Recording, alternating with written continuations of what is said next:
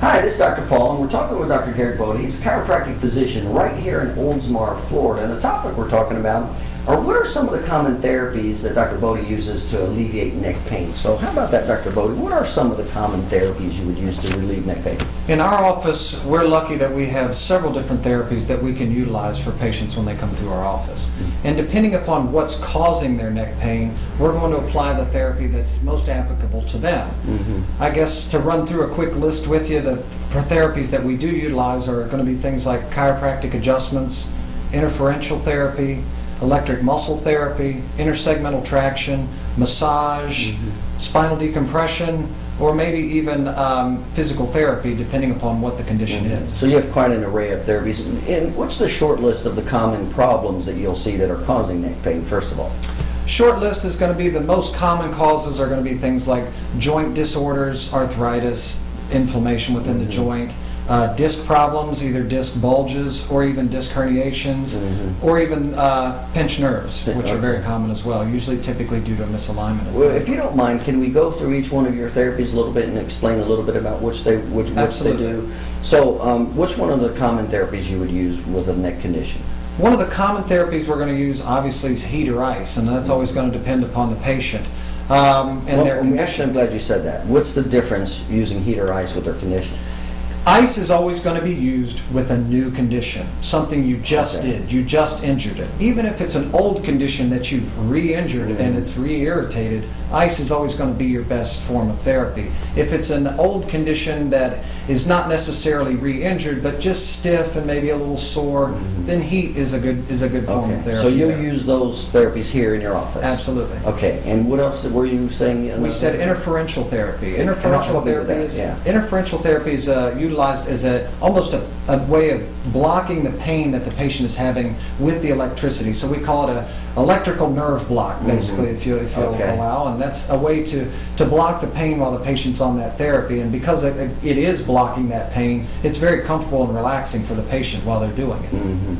Okay, and so it sounds like the interferential therapy is specifically used for pain relief. Absolutely. Okay, and another therapy would be? We said ultrasound. Ultrasound is a type of therapy that you'll utilize to increase the heat to an area of the spine. So if a patient is having, will also increase blood flow.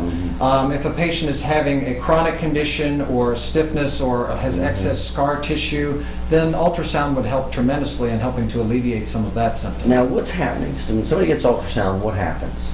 Ultrasound is basically you have a sound head, and that's the type of way it delivers the sound waves into the body.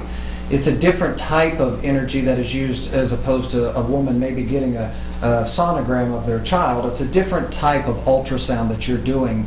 It's basically just a different frequency or wavelength of the sound. One is a diagnostic, the other is a therapeutic type.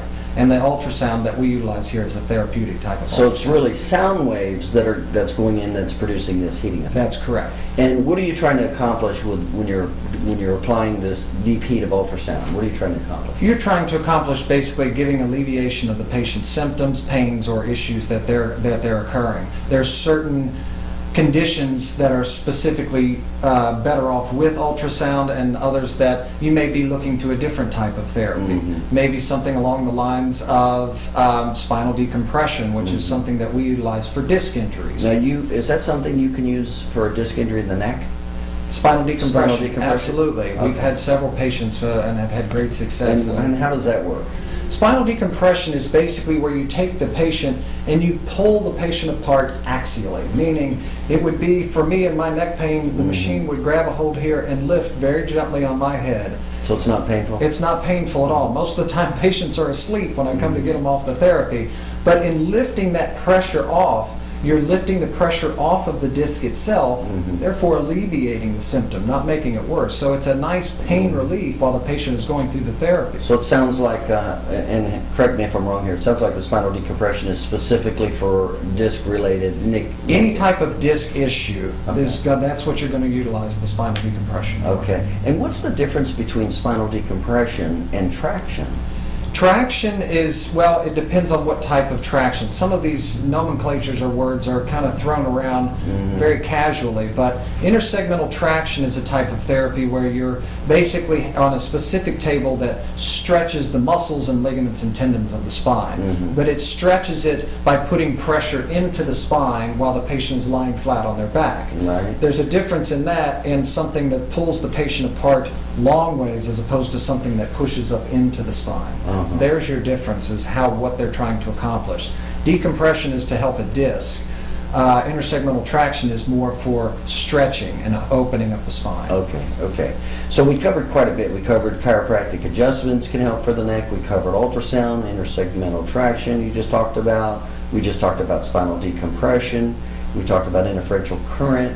What are any other therapies that you... A couple other therapies we do, like you did mention, we do the chiropractic adjustments, realigning the bones of the spine. We also utilize physical therapy, resistance types exercises to help strengthen the muscles and ligaments of the neck if they've had some type of injury. And another thing that we'll utilize is massage. Patients love massage, but not only that, I love massage for what it does for the patient, strengthening and stretching the muscle at the same time while also increasing the blood flow. That promotes healing. And once you've stretched the spine, it makes those adjustments much, much easier and much, much more effective. Is massage something that you'll commonly use with neck pain type of conditions? It is something we use pretty common, although it's always going to depend upon the patient in front of us and what their particular condition is. Okay. So you have quite an array here. You've got chiropractic adjustments for neck pain. You've got chiropractic adjustments. Help me out here. You've got ultrasound. You've got massage. You got massage. We have electric muscle stim. We have decompression. We have chiropractic. And we actually have physical therapy here as well. Okay. So you have quite a few therapies to help patients with various conditions of neck pain. Does that sound like a fair statement? We try to do our best to give as many tools in our bag to be able to help any patient that may come through our door. Okay. All right. Very good. All right. Again, we're talking with Dr. Garrett Bode. He's a chiropractor right here in Oldsmar, Florida. And obviously, if you're having any neck pain, obviously he has quite a few therapies to help you. Go ahead and give him a call.